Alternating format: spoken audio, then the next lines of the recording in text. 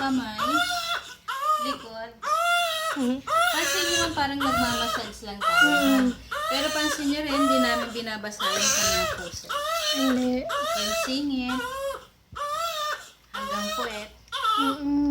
Yan, para malinis natin siya ng gusto. Ang pagdating ulit po sa pipi ha, mula sa taas, pababa. Okay.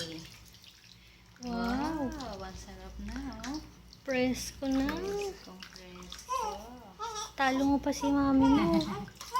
Wow. Siya hindi ko pwede maligo na. Sino? Cesarean. Pwede naman po ma'am. Na-dress na po ba Hindi yung... pa eh. Hindi pa. Antayin ko muna yung ito. Nandito na. Ma'am, yung Water. pusod, lilinisan natin ng alcohol 3 beses po sa isang araw, ha? Okay. Ma'am, iwasan tamaan yung pipi kasi mahapde pag yung pipi ang natamaan. Oo. Ma'am, ipapatak natin yung alcohol.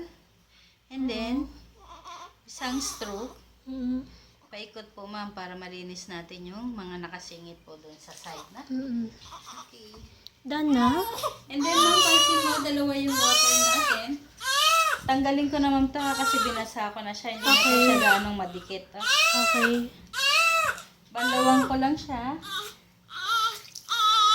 Okay, yung tenga.